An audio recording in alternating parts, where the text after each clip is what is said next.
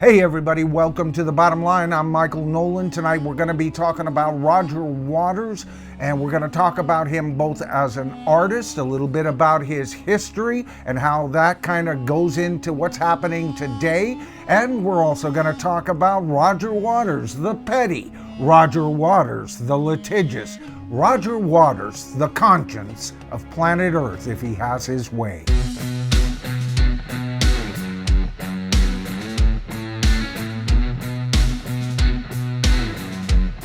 All right, so before I get started tonight, I want to make it clear, as I've done in the past, I am a Roger Waters fan. When Pink Floyd lost Syd Barrett, Roger Waters really came to the rescue. It was at that time that he took on the reins as Pink Floyd's primary songwriter and lyricist, and the stuff that he came up with is some of rock and roll's finest music. Now, Pink Floyd and Syd Barrett at one point were at a point where Syd Barrett wasn't even showing up often for their live shows. That's one of the reasons that they brought David Gilmour into the fold. He had a fine voice, and my God, he's one of rock's greatest guitarists as far as I'm concerned. But it was Roger Waters that took the reins for the band as far as being the progenitor of what they would offer on their albums. And at first, that was fine. We still got David Gilmour singing some of the songs. We still had other members in the band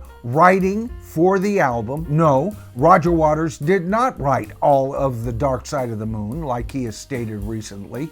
And for him to even say so, true rock fans, true rock historians, knowing the story behind that album, just know that's not so. But it was also known quite well that his thumbprint was on that and some of the very best that Pink Floyd ever had to offer. But that sliver of time where the four of them were working well together was relatively short, and it wasn't long before Roger Waters kind of started taking himself ultra seriously. You know, he thought that, well, hey, listen, I'm writing most of the material here. I'm even singing a lot more than I used to be, and I don't like what's going on. Only one of the things he didn't like was Richard Wright, and behind the scenes, he did everything he could to put that man in his place. Oh my God, you know, it was Richard Wright and Echoes that got me to be a Pink Floyd fan. And even then, with him getting pretty much his way all of the time, he left Pink Floyd and then even tried to stop them from using the name. Now, why is that wrong? I'll tell you why. Did Syd Barrett tell him he couldn't use the Pink Floyd name? The man left the band for all intents and purposes, and he thought he was Pink Floyd. Now, there's a lot of Pink Floyd fans that would agree with him. They don't care for Pink Floyd post-Waters, but I'm not one of those fans. I became a fan of Pink Floyd long after Syd Barrett left, but as a fan, I went back and got a hold of the older recordings and became a fan of him. You see, I'm a Pink Floyd fan for life. I like all incarnations of the Floyd. I think The Division Bell, an album post-Waters, was every bit a classic album as their finest albums. Would it be as good as their very best?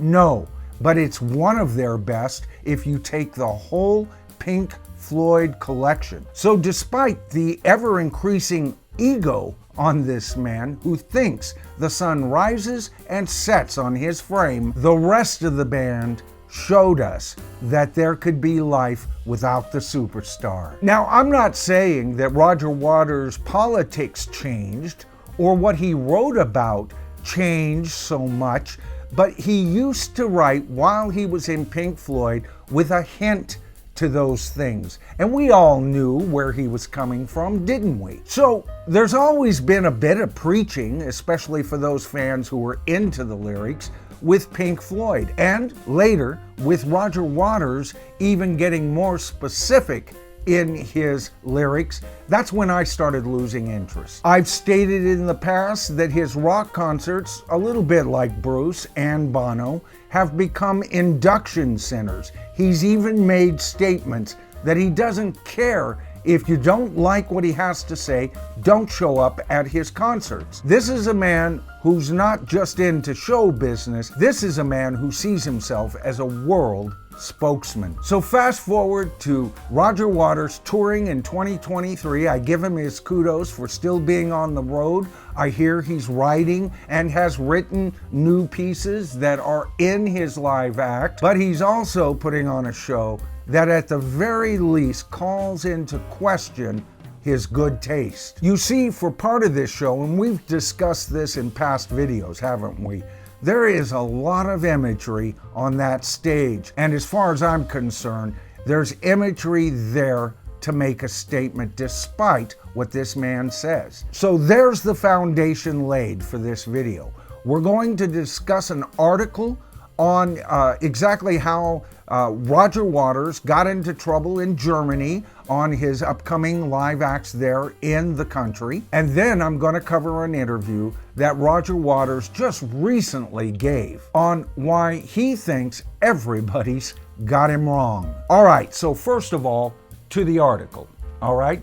Now, this was an article discussing the whole situation, so to speak, when Roger Waters first won his Countersuit. Like I said, the man is litigious, if nothing else.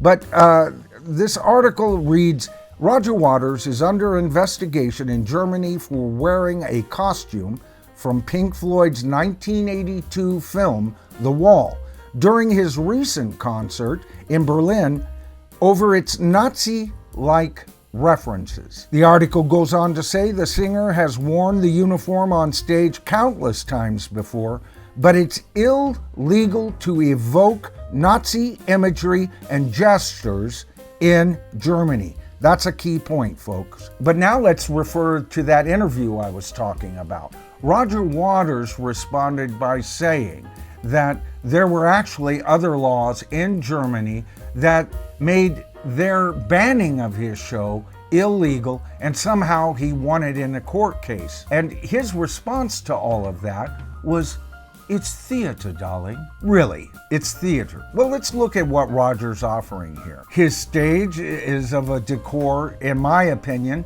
that is highly questionable. Okay, but he says he's playing a fictional character on stage, much like Bob Geldof did in the original film. But is that true? You see, Roger Waters, by the very nature of this show, he is the playwright, he is the main star, he is the stage director, he calls all of the shots. And if in that show he stayed in character, I might not have as many problems with this show as I do. But what do we get? We get Roger Waters slipping in and out of that persona and preaching to us as Roger Waters can only do. You see, when he slips out of that character, he's still wearing that damned uniform, and that is, at the very least, bad taste as far as I'm concerned. Now, the article goes on to say the concert took place May 17th. He's had concerts after that at the Mercedes-Benz Arena in Berlin. Oh, brother.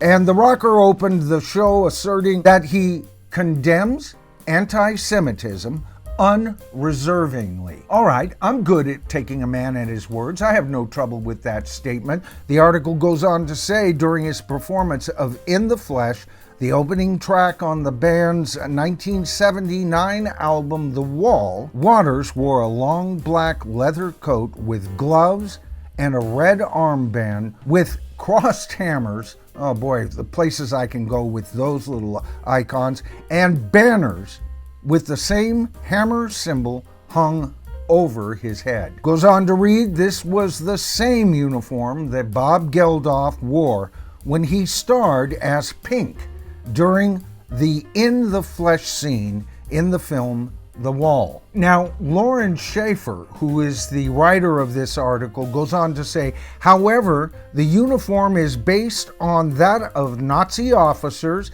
The crossed hammers are placed where the swastikas were located on the SS uniforms. So the Nazi references upset many people. And as previously stated, Nazi imagery and gestures are illegal in Germany. Now let's stop there for a second. As many in the tribe will know, I've made many comments on Roger Waters and his whole approach of his live shows. And I've also criticized him as being not a U.S. citizen, yet enjoying the very fruits of a citizen of the United States, even though he has complained that the government has made blocking attempts from him to enter back into the United States. He was complaining that they held him up in line, kept him guessing as to whether he was even going to be allowed into the country, complaining that his assistant got okayed before him. And I brought out the weakness in that story because his assistant wouldn't have been okayed unless Roger Waters was going to be okayed,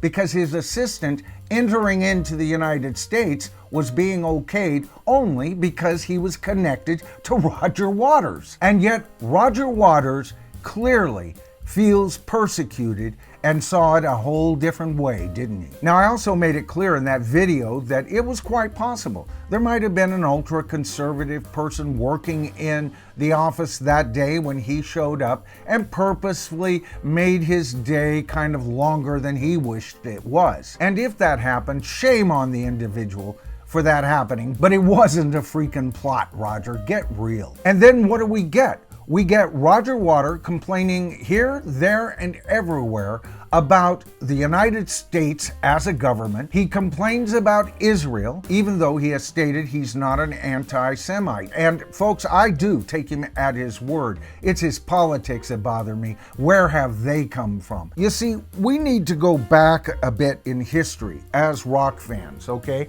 And I'm talking to you guys out there that love Pink Floyd. What has Roger Waters been doing since, say, The Dark Side of the Moon? Well, him and the Floyd have lived rather charmed lives. They've made hundreds of millions of dollars doing so, and they have made friends in the industry. And the industry is so connected, especially the rock industry, to LA, and LA is connected to Hollywood, and that whole Hollywood. All right, so let's take a look at another statement from this article, okay? Because I think this is important. We've already discussed the fact that the man slips in and out of the persona he's playing in this theatrical presentation. It's a rock concert. It's an induction center rock concert. But Lauren goes on to say, the context of the clothing worn is deemed capable of approving, glorifying, or justifying the violent and arbitrary rule of the Nazi regime in a manner that violates the dignity of the victims and thereby disrupts public peace.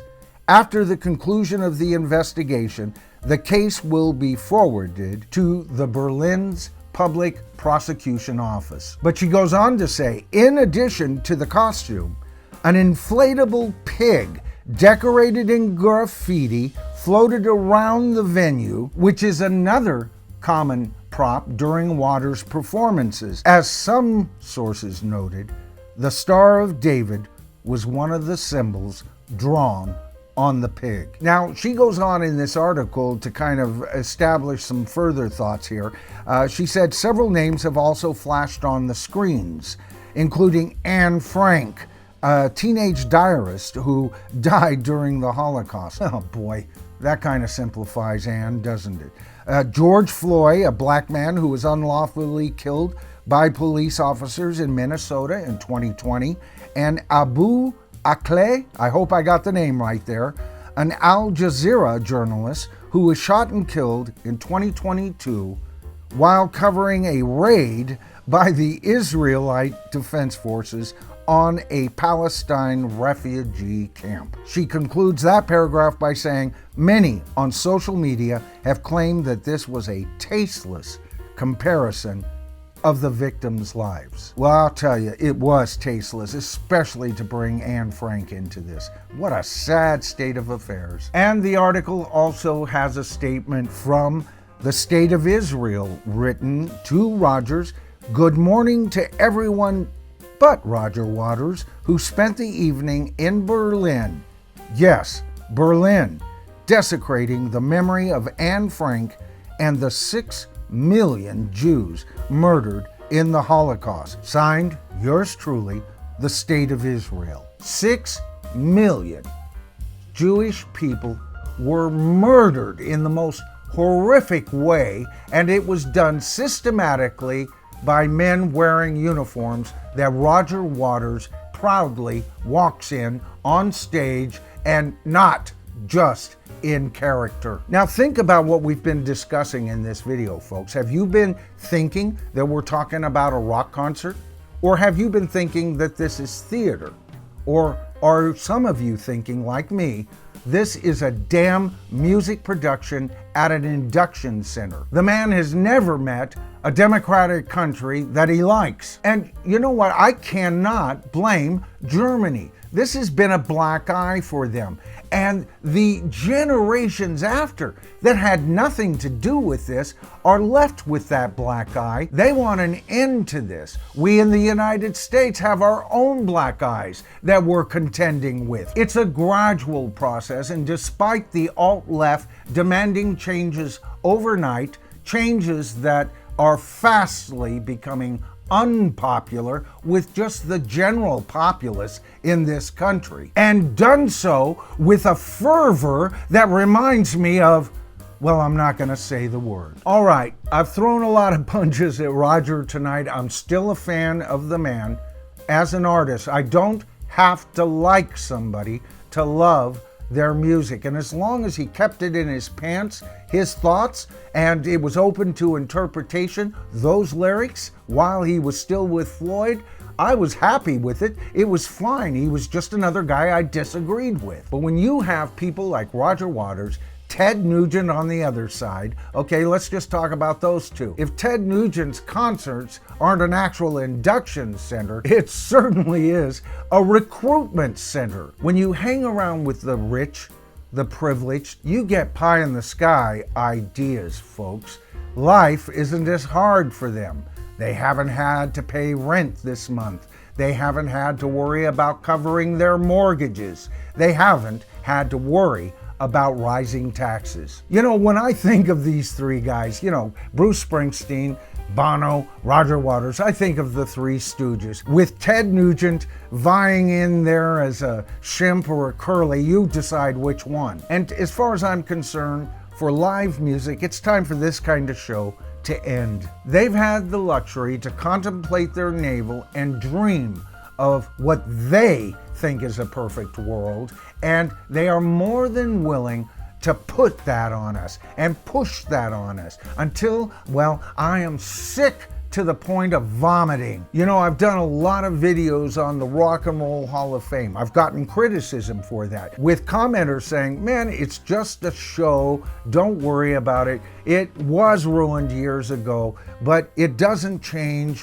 what rock and roll is. Along with the plethora of rock stars that I used to have a whole lot more respect for selling their damn catalog. Queen, just now, is selling their catalog for $1 billion. That's $500 million more than the $500 million that Bruce Springsteen got. Now, I just put out a video where I asked you, what kind of videos do you want to see on this channel? And I got several votes saying, still keep doing the current affair videos, right? And it was never my intention to stop those at all. But I also cover album reviews. I cover old stories about some of the greatest artists in rock and roll history. And none of that will change. It'll just be the proportion of each that's going to be modified with you guys voting on it. All right, so it was always my intention in this video to be very fair to Roger Waters, but I do have my own thoughts on the matter. I've tried to be as fair as possible, and I hope you enjoyed the video tonight. And if you did, please consider giving it a thumbs up.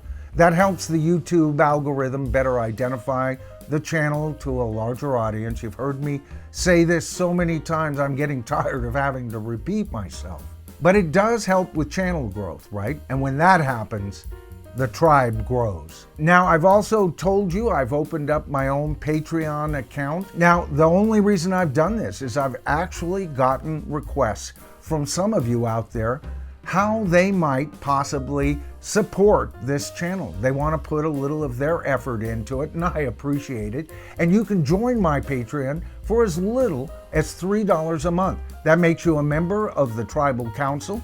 You get voting power on what kind of videos I'm going to be covering. You get exclusive content. You get even pre-released videos over there, as well as a shout out on the end of each and every video. For $2 more, at $5, you join the Tribal Elders, and you get all of that, but you also get access to me in upcoming live streams. This will be a chance for me to talk to you directly, and we'll be discussing what I'm doing here on the main channel as well as with the Tribal Council. So it's all set up to empower those who wish to support the channel. If you're one of my viewers who haven't subscribed to the main channel here, the bottom line, it's easy. All you have to do is hit that subscribe to the tribe button, then tap that top bell icon, and you are there. You'll be notified of all of my future videos. All right, I'm Michael Noland. This is the bottom line. Again, as I see it, folks, but together, especially in the comments, you and I become the tribe. We are the tribe. All right, I'll see you in my next video.